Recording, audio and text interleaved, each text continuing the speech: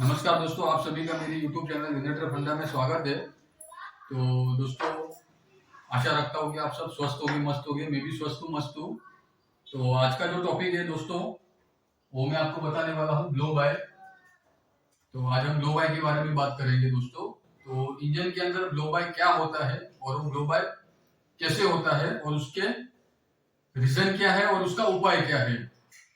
तो दोस्तों, सबसे पहला जो पॉइंट है वो है खराब चॉक एयर क्लीनर। यानी कि आपके इंजन के अंदर एयर क्लीनर होता है। अगर मान लो एयर क्लीनर खराब है या चौक हो गया है, तो उसके वजह से भी आपके इंजन में ब्लो बाय हो जाएगा। तो अगर आपका एयर क्लीनर खराब हो गया है तो उसे तुरंत चेंज करना है, नया डालना है। या चौक होगा तो उसे खोलकर हवा मार के उसे क्लीन करना है दोस्तों। दूसरा पॉइंट है वो धूल का अंदर जाना। तो धूल का अंदर जाना यानी कि क्या, कि बाहर की जो हवा है, उस हवा के मार्फत इंजन के अंदर धूल मिट्टी चली जाती है दोस्तों। तो धूल और मिट्टी कैसे जाती है, कहाँ से जाती है, वो भी आपको मैं बताता हूँ। तो दूसरे पॉइंट में ये है एयर क्लीनर होसेस से।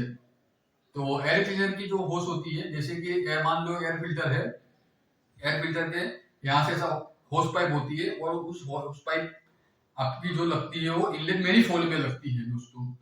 तो जो होस पाइप अगर खराब होगी या होस पाइप के दोनों साइड में सर्कलिप होती है, जिसे हम पाने से या तो स्क्रू ड्राइवर से टाइट करते हैं, वो अगर लूज होगी तो वहां से भी धूल मिट्टी अंदर जाएगी। या होसेस फटी होगी तो वहां से भी धूल मिट्टी अंदर इंजन के अंदर चली जाती है। तो दोस्तों, इसका हमें ख्याल रखना है कि हमारा जो हॉस है वो कभी फटा होना नहीं चाहिए और दोनों जो सर्कलिप है वो लूज होनी नहीं चाहिए। अगर लूज है तो उसे तुरंत टाइट कर लेना है।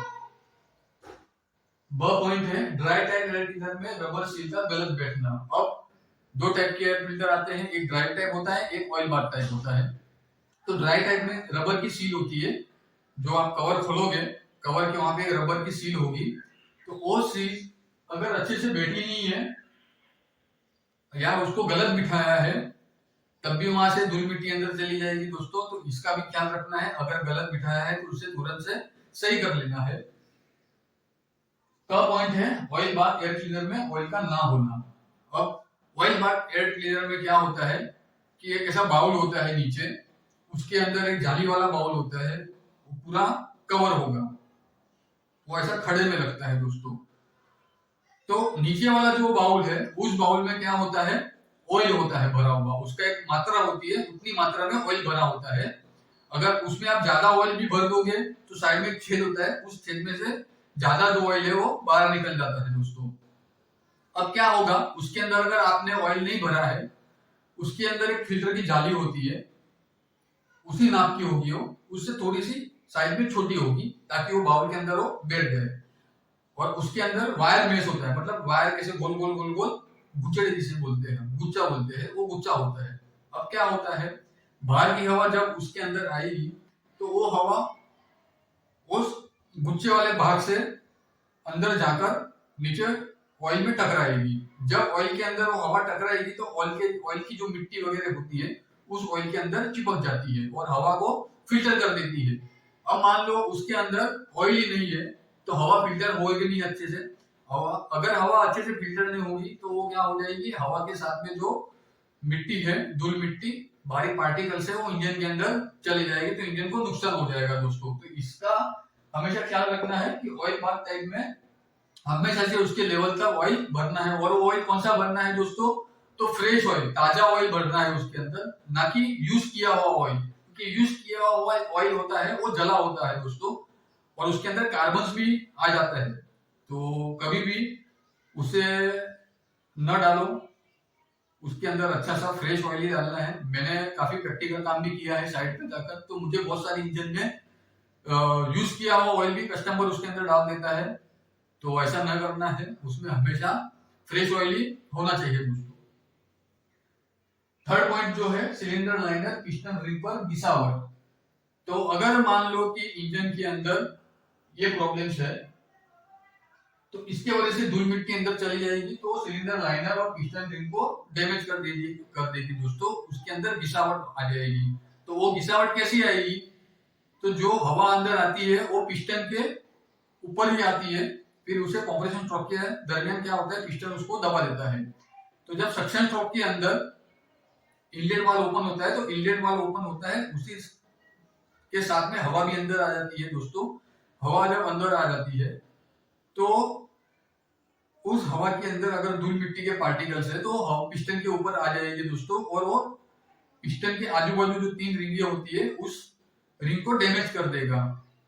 तो ध्यान रखना है हमेशा से दोस्तों, एयर फिल्टर क्लीन होना चाहिए और टूटा हुआ नहीं होना चाहिए, नहीं तो सिलेंडर लाइनर और पिस्टन रिंग पर घिसावट आ जाएगी, उसको डैमेज कर देगा।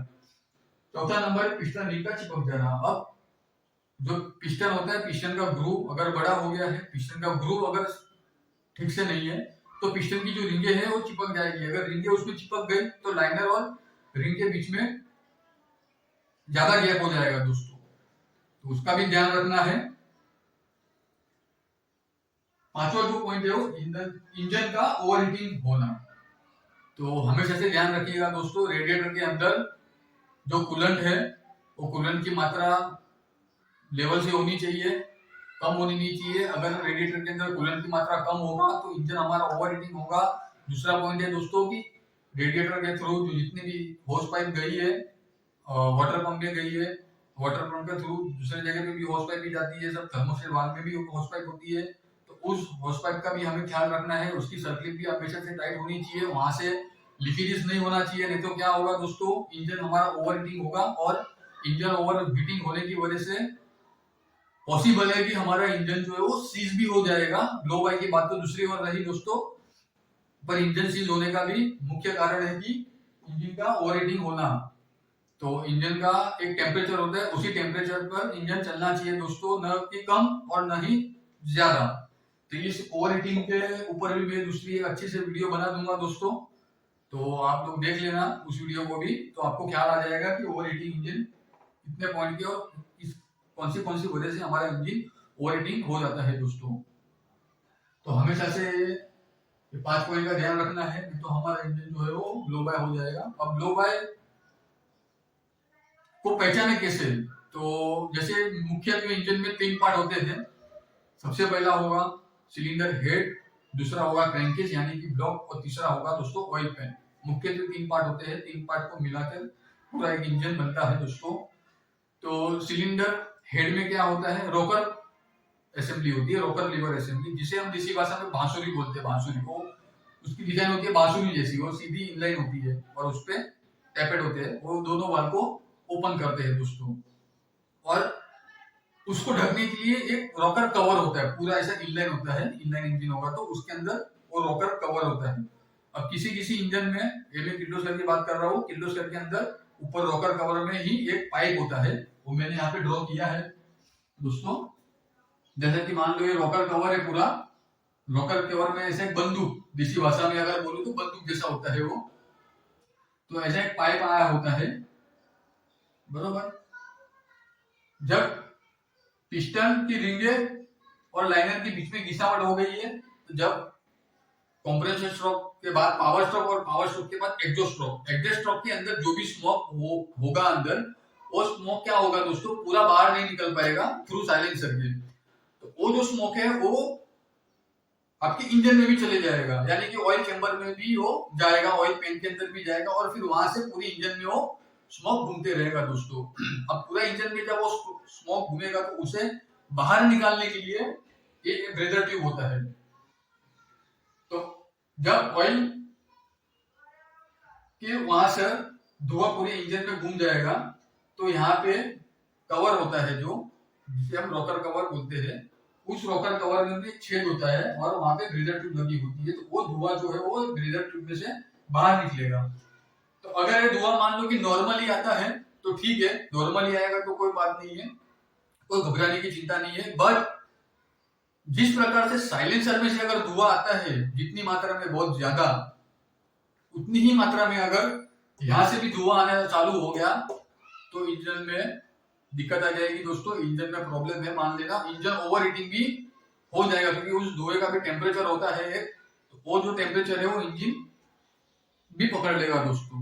तो हमेशा से हम ख्याल रखना है इंजन का, क्योंकि बहुत महंगे इंजन आते हैं दोस्तों, और इंजन का परफॉर्मेंस भी इससे बिगड़ जाएगा, इंजन सीज भी हो जाएगा। तो ये मैंने आपको ग्लो गाइड के बारे में समझाया है आज की वीडियो में दोस्तों।